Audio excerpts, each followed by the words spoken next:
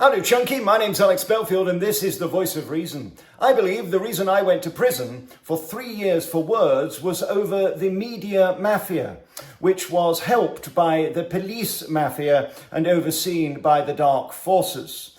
Words in the media get you into big bother, and people like Eamonn Holmes speak out quite a lot. That's why he ends up getting booed at things like the Prick Awards this week. For the Noiks and Abacus, your twirly showbiz news. Alex Belfield's Voice of Reason. Nothing boils my piss more than hypocrisy, and to see what happened to Eamonn Holmes this week is enough to make you heave. I've been very blessed to have a 25-year career in show business, mainly as an investigative journalist and presenter at the BBC and for the newspapers. It's interesting that when gamekeeper turns hunter, they don't like it. You see, these people like pointing fingers at you, but they forget about the three pointing back. As you know, I've had my opinions about journalists over the years. I find them a supercilious, sanctimonious bunch of pricks, if you don't mind me saying, and I don't like them very much because they are passive-aggressive and they're bullies and they pick on people who they think can't answer back. What I saw this week at the Trick Awards with Eamonn Holmes is nothing short of disgraceful, and whoever was booing him should hold their head in shame for several reasons. Eamonn Holmes has been one of the kindest people to me in show business for over 20 years. In fact, nearly 25 years ago, I first interviewed him, and he was a gentleman, and he was a scholar, and he was so kind. And to see him in the situation he's in today physically is devastating. But to see the mass media boo him at an awards ceremony just proves what scum-sucking pond life they are. Be kind is the mantra of the hypocrites at places like ITV Daytime who love to tell us how to live our lives, and be kind, forgetting that 3 people have died at Love Island, including the host, who didn't fare very well either. It seems to me that the media is full of people who want to pretend they're something they're not, but to think that they could take a disabled man at an awards ceremony and make fun of him and laugh at him makes me want to heave. I don't know how these people sleep at night. It's a very interesting time at the moment because James Whale is terribly poorly and has been for a long while. James and I have had a few argy-bargies over the year, but he was the master of phone-in radio back in the 90s, and I admire his legacy and I respect him for the time that he has been on air, masterfully winding people up, not dissimilar to myself. Dermot Murnaghan has currently got a battle on his hand with cancer. But my mate Eamonn Holmes really is struggling, and to think that if I got news for you as I sat in a prison cell while laughing at a man falling off a chair proves how disgusting the evil BBC are and those who sit in the audience and go on such programmes. The hypocrisy is astounding and is enough to make you want to chop your own ballsack off. But the fact that they sit there under the pretense that they're so kind and lovely and nice, and that people like me are the evil destroyer that needs to be wiped out because I'm somehow the problem, well, I think you need to look at yourselves. So what is all this really about? Well, it's about profiting from other people's demise. I happened to see a clip yesterday of Boy George, who was on the Lorraine show slagging off J.K. Rowling. J.K. Rowling is one of the most brilliant people in show business ever and most successful, being slagged off by a man who tied a man to a radiator and went to prison. You see, the hypocrisy is hysterical. He was described as an icon by Lorraine. It's a club, and unfortunately, if you're not in it, which I'm not and don't want to be, and have never wanted to be in it, you are going to struggle. I, for example, am hated in theatre because I point out things like the pantomime at the London Palladium has tickets on sale if you want to sit in the stalls for £250. Yeah, can you imagine £250 to see Dick in December? I, by the way, will be doing my own pantomime in 2026 called Jack and the Beanstalker. It's going to be very, very big, and I do hope that you can come to my large opening. If you want to read what a cesspit showbiz is, I suggest you get my new autobiography, which is called His Own Worst Enema. In this 429-page book that I wrote whilst pleasuring His Majesty, I explain exactly why show business is the most disgusting and evil place on earth, full of the most dysfunctional, unhinged and bitter and twisted people who will sell their own grandma and push their mother down the stairs to get 2 minutes of airtime. Even right now, there are people who I worked with 25 years ago who are getting clicks out of my name, having never spoken to me in 25 years, and they think that that's acceptable and that makes them look good. As I said just after my trial, you will not be more successful by bringing someone else down. Just try being less shit. I've truly had an amazing week seeing the love of the general public. I've always been a bastion of the people, and I've always upset the media by going against them. The theatre community hate me, and isn't it interesting that all of the people involved in my trial were either theatre, radio or TV people? There weren't any bakers, builders or candlestick makers. They were all from show business. And in fact, it's very curious to me that one of the repeated lines was, I had to say something, even though I didn't know many of them, had never encountered them or even contacted them before they'd contacted me. It's very interesting that I am currently being hounded by a newspaper that is going to YouTube, as they will here, to get me cancelled and brag about the fact that they won't stop until this channel is closed down, which is why I have to go to alexbelfield.com. I have no choice. This is a witch hunt, and I said it was from the beginning. But there are so few people like Eamonn Holmes who have integrity to stand up for people like me, the small man, the little man, and do what's right. The things I'm hearing about what happened at GB News whilst he was in a wheelchair is unedifying and embarrassing. The fact that so many people will stab you in the front when you're in TV and go to the newspapers, and some journalists will sit there and write filth to destroy a man who is clearly in failing health and struggling is enough to make me want to take my finger and stick it up my anus erectus. People say he's cocky. People say he's arrogant. No, I'm not. I'm just not playing the game. When you take people on and when you challenge what is right, you make yourself very unpopular. And let me tell you, over things like Philip Schofield, that's exactly what Eamonn did, which is exactly why people don't like him. There's a lot of people up to a lot of shit in show business who are doing things they shouldn't be doing, and it makes them very nervous when people like him or me start revealing the truth. Because the truth... Oh, she's bored already. Are you bored, Nod? You mustn't be bored. This is professional show business. I'll carry on myself.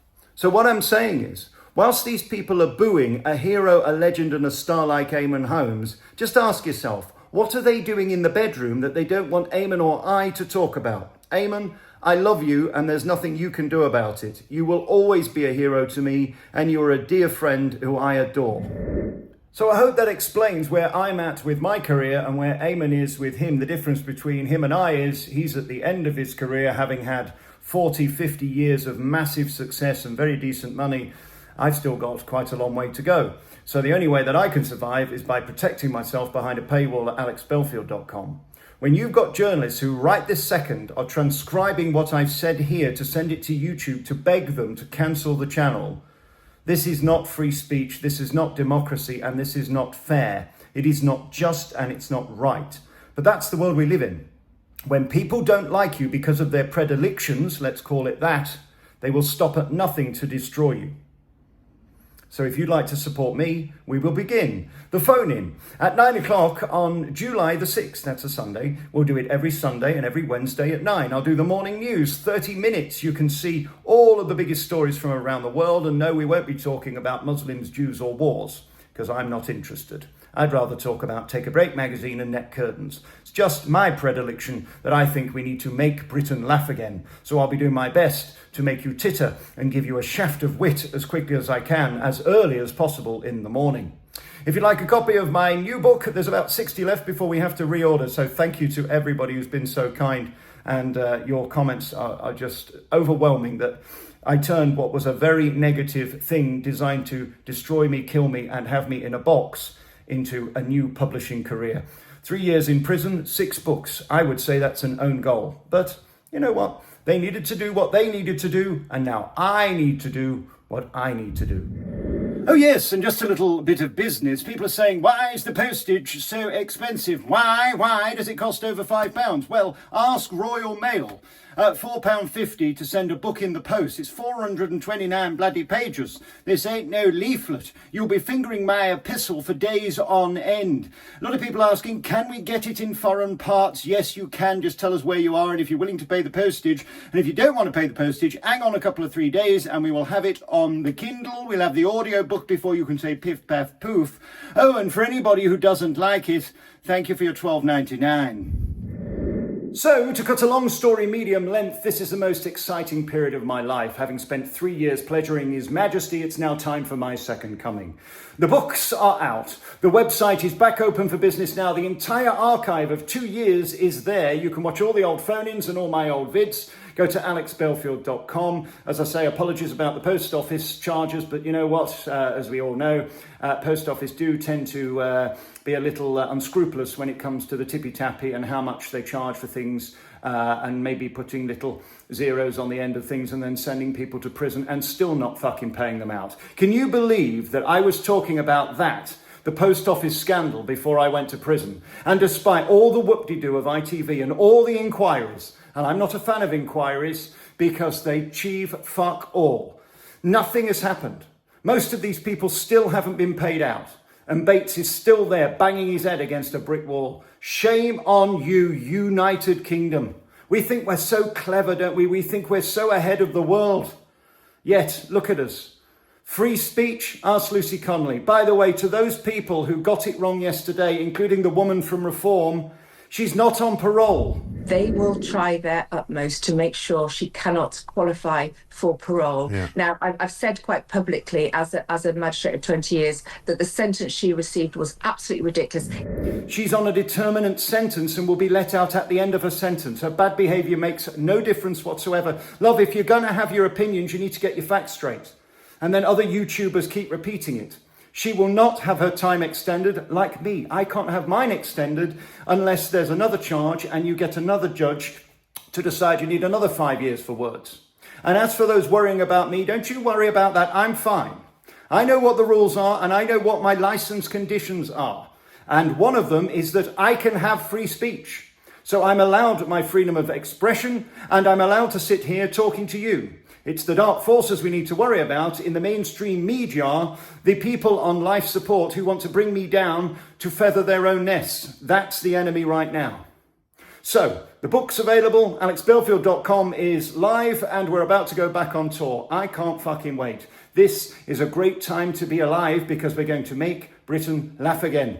Tomorrow, a huge announcement where you're going to meet someone you've never met before. I think you're going to like it.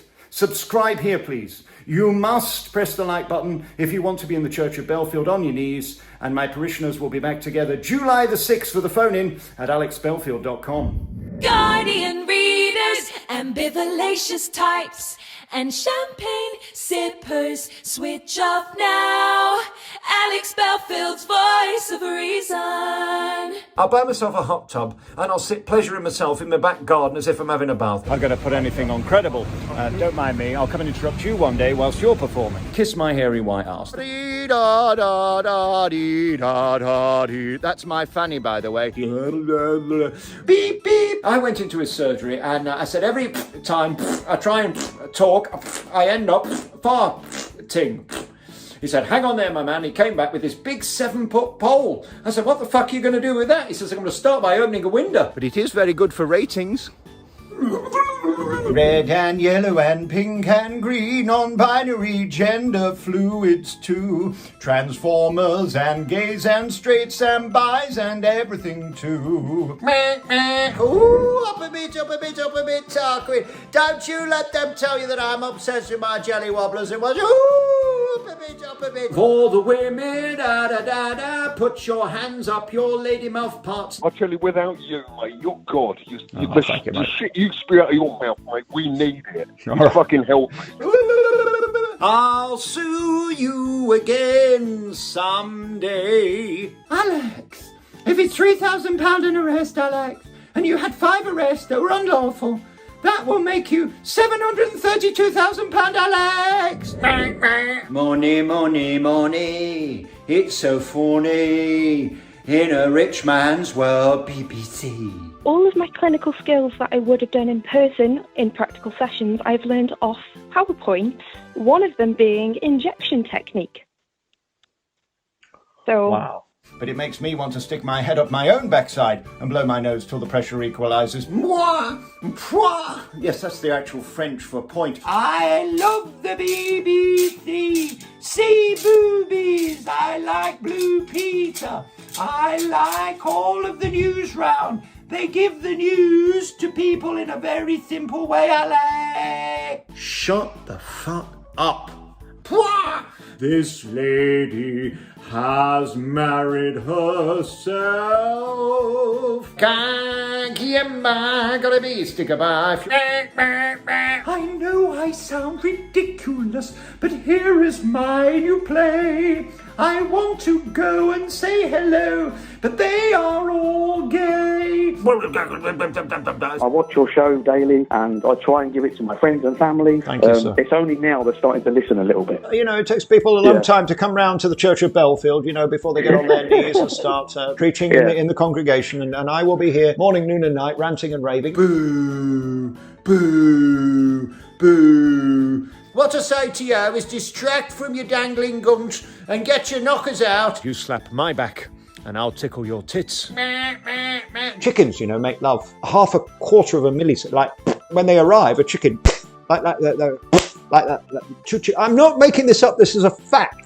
Fucking Google it. Before they already cock-a-doodle-do, they already cock-a-doodle-did. Can you stop this bollocks? I hereby rule. I mean, what is this? What is this? But that's not why you called. Now clear off.